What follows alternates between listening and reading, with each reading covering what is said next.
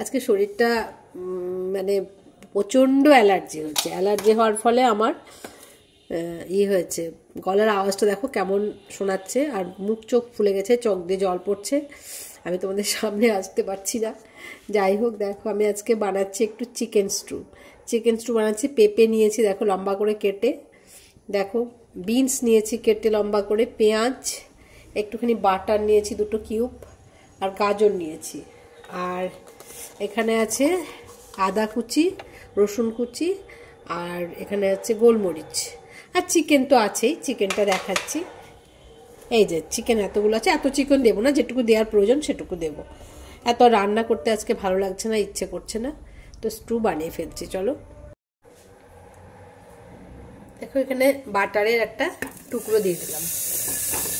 বাটারটা যেহেতু এটা গরম আছে তো এটা গলে গেছে বাটারের টুকরোটা দিয়ে। আমি একটু দেখো পেঁয়াজ দিয়ে দিলাম বাটারের টুকরোর মধ্যে, পেঁয়াজ আর বাটারের সঙ্গে রসুনের গন্ধটা খুব ভালো যায়, তো রসুনও দিয়ে দিলাম, একটু আদাও দিয়ে দিলাম,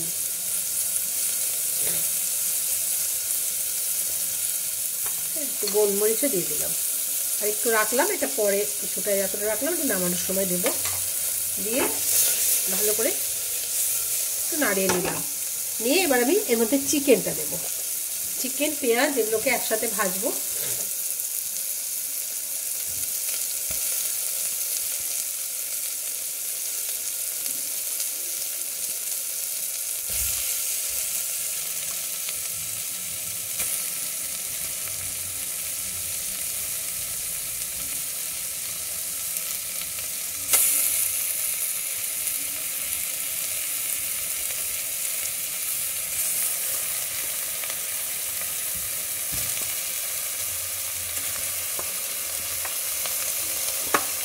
অর্ধেকটা চিকেন এখানে দিয়ে দিলাম, পুরোটা দিলাম না।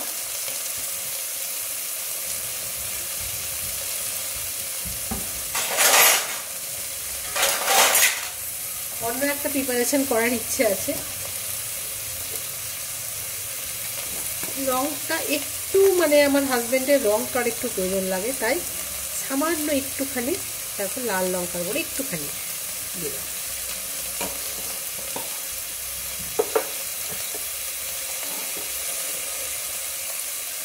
আর এইটুকুন দেখো হলুদ একদম কম।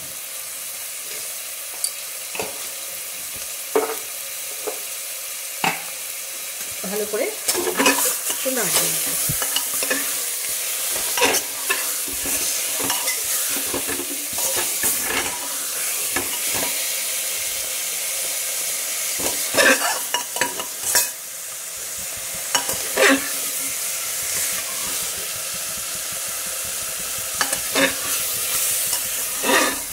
একটু চিকেনের কালারটা চেঞ্জ হওয়া পর্যন্ত না, দেখে বুঝতে পারছো কালার চেঞ্জ হতে শুরু করেছে।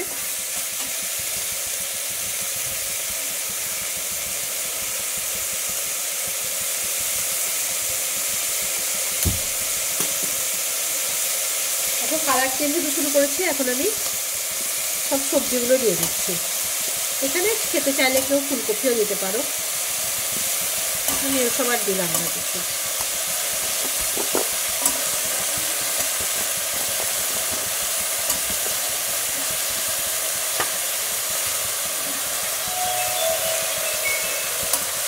দিয়ে দিয়েছি, এবার দেখা যাবে খুব সুন্দর করে একটুখানি নাড়াচাড়া করবো। বেশি তো নাড়াচাড়া করবো না, অল্প একটু নাড়াচাড়া করবো। চিকেনের কালার দেখো চেঞ্জ হয়ে গেছে, একটু সবজিটাকে জাস্ট নাড়াচাড়া করবো। সেটা তো ভাজা ওইভাবে হবে না, কিন্তু তো আর কেউ ভাজে না, তাহলে তো মানে এটার যে গুণ সেটাই চলে যাবে, এর যে গুণ সেটাই চলে যাবে।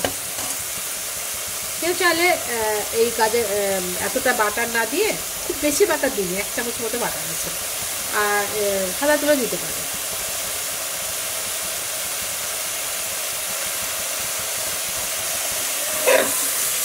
এবারে আমি দেখো একদম রামগঙ্গা জল দিয়ে দেবো, হয়ে গেছে। লবণ দেবো, দিয়ে জল দিয়ে দেবো।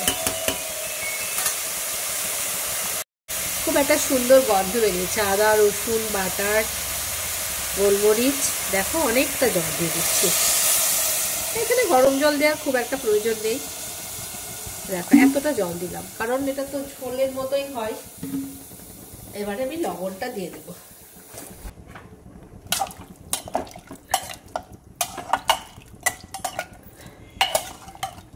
দেখো একদম হয়ে গেছে। এবারে আমি এটাকে একদম 3-4টে সিটি দিয়ে নেবো। মানে আমার এই প্রেসার কুকারটা না একটু সিটিটা বেশি লাগে। সিটি দিয়ে নেব, তারপরে দেখাচ্ছি।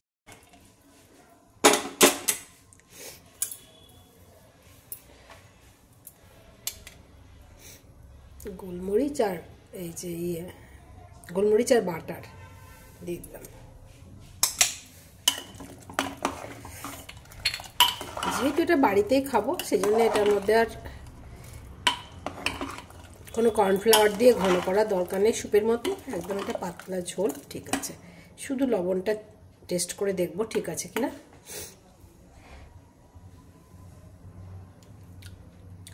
একদম ঠিক আছে। কেউ চাইলে একটু বেশি গোলমরিচ নিয়ে নিতে পারে। ট্রাই করে দেখো, খুব ভালো লাগবে।